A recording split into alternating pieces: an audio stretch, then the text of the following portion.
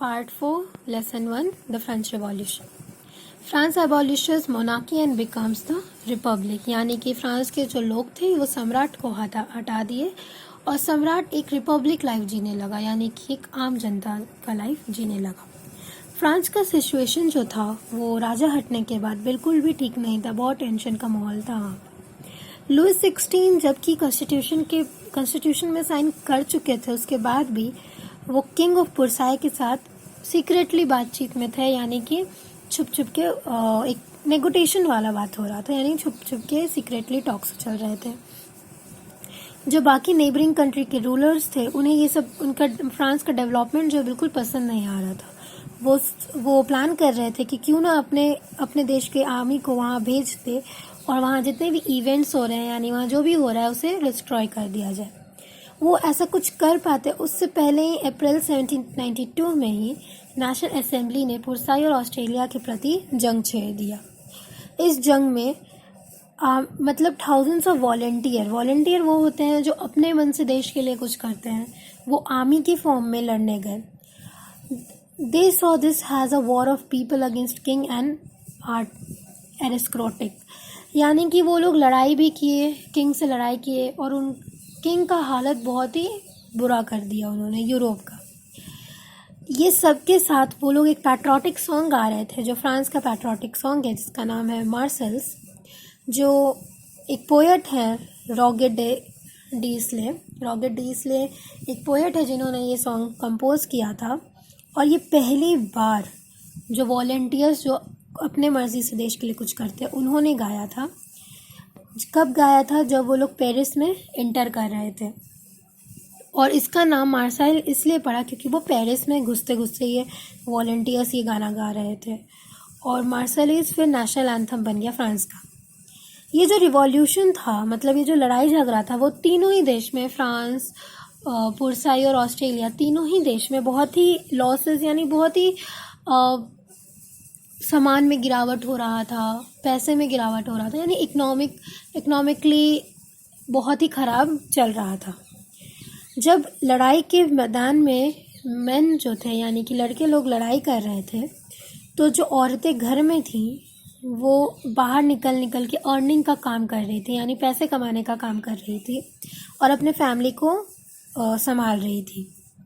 इसके साथ last section of population, यानी कि पॉपुलेशन का जो लास्ट सेक्शन था, वो लोग को ये लगा कि ये जो लड़ाई झगड़ा है ये फर्दर जाना चाहिए, यानी आगे जाना चाहिए. क्यों जाना चाहिए आगे? क्योंकि जो कॉन्स्टिट्यूशन था 1791 का, वो केवल रिचर, यानी कि जो अमीर सेक्शन को ही, अमीर लोग को ही पॉलिटिकल राइट्स दिया था और गरीब को नहीं. गरीब लोग में भी बहुत लोग थे जिनको अपना आइडिया, पॉइंट ऑफ व्यू आगे रखने का मन था, लेकिन उन्हें कोई वैसा राइट मिला नहीं था.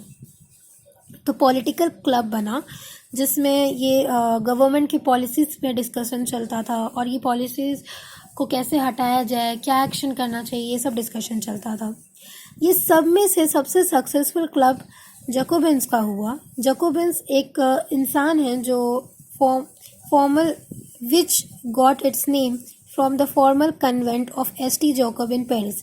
एस.टी. जैकोब पेरिस में रहने वाला है और वहीं से ये नाम मिला था जैकोबिन्स का. ये सब के बावजूद वुमेन्स भी जो ये सब चीज़ में, यानी कि ऑल टुगेदर वुमेन्स भी थ्रू आउट द एक्टिविटी ये थी, क्या बोलते हैं, एक्टिविटी जो मतलब लड़ाई झगड़ा हो रहा था इस पूरे पीरियड में जो एक्टिव थी, उन्होंने भी अपना एक ओन क्लब बना लिया.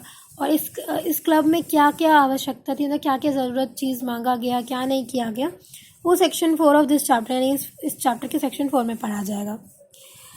जैकोबिन्स के जो मेंबर्स थे वो प्रोस्परस सेक्शन से बिलोंग करते थे, यानी एकदम गरीब. और इस सेक्शन में कौन कौन आता था? जैसे शॉपकीपर हो गया, आर्टिसंस हो गए, शू मेकर हो गया, पेस्ट्री कुक्स हो गया, watchmakers, printers, servants, daily wages worker, ये जितने लोग हैं, ये लोग इसमें थे. Their leaders was Maximilian Robespierre. तो ये जो मैक्सिमिलियस रॉबेस्पियर है, जैकोबिन्स क्लब जो था उसका लीडर था. A large group among the Jacobins decided to start wearing long striped trousers similar to those worn by dock workers. बहुत सारे वहाँ के लोग जो थे, मतलब जोकोविंस के जो मेंबर्स थे, उन्होंने डिसाइड किया कि अब हम लोग भी वो मतलब स्ट्रिप्ड वाले, लॉन्ग स्ट्रिप्ड वाले ट्राउजर्स पहनेंगे जैसे अमीर लोग पहनते हैं। This you can see here, ये वाला, ऐसा हम लोग भी ट्राउजर्स पहनेंगे। They decided this was to set themselves apart from the fashionable section of the society, especially nobles who wear knee breeches। ये वो लोग इसलिए ऐसा करना चाहते थे क्योंकि वो अपने आप को सबसे एकदम अलग दिखाना चाहते थे, जो अमीर लोग हैं उनसे एकदम अलग दिखाना चाहते थे। It is a way of proclaiming the end of the power wild by the wild It was a way of proclaiming the end of the power wielded by the wearers of the knee breeches। यानी कि इस वे में जो मतलब बड़े लोग थे, अमीर लोग थे, उनका पावर जो है हटा दिया गया। These Jacobins came to be known as the Sansclouters। Jacobins club के जो लोग थे जिन्होंने लॉन्ग स्ट्रिप्ड ट्राउजर्स पहनना शुरू किया था, उन्हें सन्सक्लूटर्स के नाम से जाना गया। Literary meaning those without knee breeches, यानी कि वो जिन नी ब्रीचेस मीन्स कि जो those who wear the trousers like long strip वाला, वैसा। Sans culotte man wore in addition the red cap that symbolises their liberty. जो सन्सक्लूटर्स मैन थे, यानी कि जोकोबिन्स क्लब के जो मेंबर्स थे, वो एक कैप पहनते थे, एक रेड कलर का कैप पहनते थे जो उनके लिबर्टी यानी उनके कैरेक्टराइज करता था उन्हें। बट वहाँ की जो वुमेन्स थी उन्हें ये करना अलाउड नहीं था। The summer of 1792, the Jacobins planned an insurrection of the large numbers of Parisians who were angered by the short supplies of the high prices of food। यानी कि समर में 1792 में जोकोबिन्स ने डिसाइड किया कि अब हम लोग हाई प्राइस जो है, जो गरीब लोगों के लिए ज़्यादा है और अमीर लोग के लिए कम है, तो अब हम लोग थोड़ा उस पर ध्यान दें। On the morning of August 10th, they stormed the palace of the Tuileries, massacred the king guard, and held the king himself as hostage for several hours। यानी अगस्त 10 सुबह का टाइम था। अगस्त 10 जो जोकोबिन क्लब के लोग थे वो पर्सियन के किंग के पास गए, वहाँ के जितने गार्ड थे उन्हें हटा दिया और एक हॉस्टेज यानी कि राजा को ही एक बंदी की तरह बहुत घंटों तक रखा। Later the assembly combined to imprison the royal family, यानी कि imprison the royal family. Later जो असेंबली था, नेशनल असेंबली था, वो रॉयल फैमिली जो राजघराना था उसे खुद ही प्रिजन में डाल दिया। Elections were held from now all men of 21 years and above regardless of wealth got the rights of vote। यानी अब जब भी इलेक्शंस हेल्ड होते थे तो जो 21 ईयर्स से अबव या जो पैसा नहीं भी देते थे उनके पास भी राइट था वोट करने का। The newly elected assembly was called the convention. तो जो अब नया कंपनी बना था, कॉन्स्टिट्यूशन बना था, उसे कन्वेंशन के नाम से जाना गया। On September 1792 it abolished the monarchy and declare France a republic. तो 1972 में, सितंबर 1972 में फ्रांस को एबॉलिश द मोनार्की यानी कि राजा लोग को हटा दिया गया और फ्रांस को एक रिपब्लिक के नाम से डिक्लेयर कर दिया गया। यानी कि फ्रांस जो है वो वहाँ हर लोग जो है इक्वली राइट्स से जीते हैं। As you know, a republic is a form of government where the people elect the government, including the head of government. There is no hereditary monarchy। यानी कि रिपब्लिक वो होता है जो अब खुद ही गवर्नमेंट अपने लिए इलेक्ट करता है और वहाँ कोई भी हेरिडेटरी मोनार्की नहीं होता, यानी खुद से ही कोई राजा महाराजा नहीं बन सकता था। लुइस 16 और उसके बाद एक एक्टिविटी ही समझना है कि खुद से फाइंड आउट करो कि कौन कौन सा और कंट्री रिपब्लिक है और कैसे कब क्या हुआ इन्वेस्टिगेट करने के लिए। नाउ लुइस 16 को सेंटेंस टू डेथ यानी कि उसे मारने का हुक्म मिल गया। और क्यों मारने का हुक्म मिला? बिकॉज ऑफ चार्ज ऑफ ट्रीजन्स, यानी वो जो छुपके पुरसाई के लोगों से नेगोटिएट कर रहा था अपने गवर्नमेंट को चीट कर रहा था, उसके कारण उसे मरने का हुक्म दे दिया गया। 21 जुलाई 1793 को ही वॉज पब्लिकली मतलब पब्लिकली उसे मार दिया गया। कहाँ पर? डीलैक कोरकोंडे में। और वहाँ और फिर जो क्वीन थी जो उससे शादी की थी, मैरी एंटोनेट, वो भी इसी सेम वे में ही वो भी मर गई। Next topic, the region of terrors.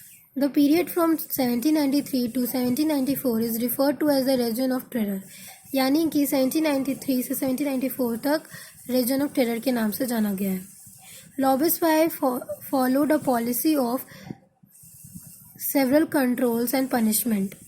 All those whom he saw as began enemies of the Republic, ex-nobles and clergy, members of other political parties, even members of his own party who did not agree with his methods, were arrested, imprisoned, and then tried by the Revolutionary Tribunal. If the court found that guilty, they were guillotined. The guillotine is a device constituting of two poles and a blade with which a person is beheaded. It was named after Dr. Guillotin, who invented it. यानी कि 1790 to 1794 को Reagan of terror के नाम से जाना गया। रॉबेस्पायर जो Jacobin club चला रहा था, फिर वो अपना एक अलग ही रूल और रेगुलेशन बनाने लगा, अपना पनिशमेंट बनाया। जो भी रिपब्लिक कंट्री यानी कि रिपब्लिक लोगों का एनिमी बन रहा था, या वो एक्स नोबल हो, क्लर्गी हो, या खुद उसके पार्टी के कुछ लोग हो, या पॉलिटिकल पार्टी के अलग अलग लोग हो, वो उसे अरेस्ट कर मतलब जो भी उसके मेथड पे उंगली उठाता उसे वो अरेस्ट करवा देता। इम्प्रिजन यानी कि उसे जेल में भेज देता और उसके बाद एक टाइम पे आके उसे मार देता। अगर वो कोर्ट जो है उसे गिल्टी फाइंड करता, यानी उस पर्सन को गिल्टी बताता, तो उसे गिल्टेंट कर दिया जाता, यानी कि उससे सर क्लाम कर दिया जाता। यानी मीन्स गिल्टिन एक मशीन है, एक डिवाइस है जिसमें दो पोल होता है विथ अ ब्लेड, जहाँ पर इंसान का सर रख के काट दिया जाता है। और ये गुलिटन जो है वो डॉक्टर गुलिटन के नाम पे पड़ा, क्योंकि यही इन्वेंट किए थे। Robespierre government issued law placing a maximum clearing no wages and prices. Robespierre government मतलब रॉबेस्पायर के अंदर जो गवर्नमेंट थे उन्होंने जो वेजेस था उसे बढ़ाने का बोल दिया, जो प्राइजेस था जितना मैक्सिमम हो सके उतना बढ़ाने का आदेश दे दिया। Meat and bread were rationed, means meat और ब्रेड जो वो राशन के नाम पे लेने लगे सब। Peasants were forced to transport their grains to the cities and sell it at prices fixed by the government. Peasants यानी जो कल्टीवेशन करते थे, जो अपने लिए खुद के लिए कल्टीवेशन करते थे, अब उन्हें ये कह दिया गया कि जो भी तुम कल्टीवेट करो उसे अपने ग्रेन्स को सिटी में दे दिया करो और एक फिक्स्ड प्राइस जो गवर्नमेंट फिक्स्ड किया है उसी में बेचो। The use of more expensive white flour was forbidden. All citizens were required to eat the pain dignity equality bread or a loaf made of whole wheat. Equality was also ought to be practiced through forms of speech and address instead of traditional monsieur, sir and madam. All Frenchmen and women were henceforth citoyens and citoyennes यानी citizens. Churches were shut down and their buildings converted into barracks or offices. यानी कि रॉबेस्पायर के control में सब कुछ बहुत ही अलग हो गया। जो मीट और ब्रेड है वो राशन हो गया, यानी राशन के नाम पे लेने लगे लोग। जो पीजेंट्स हैं जो कल्टीवेट करते थे उन्हें ये आदेश दिया गया कि वो अपने ग्रेन्स जो है वो सिटीज़ में बेचेंगे और जो फिक्स प्राइस है उसी में वो बेचेंगे। और यानी फ्लार यानी आटा का जो यूज़ होता था एक्सपेंसिव, वो फोरबिडन यानी उसे कम कर दिया गया। और हर सिटीज़न को अब एक प्लेन चीज़ खाना था। इक्वालिटी टू ब्रेड यानी अब हर चीज़ नॉर्मल प्राइजेस में बिक रहा था तो अब सब खा सकते थे।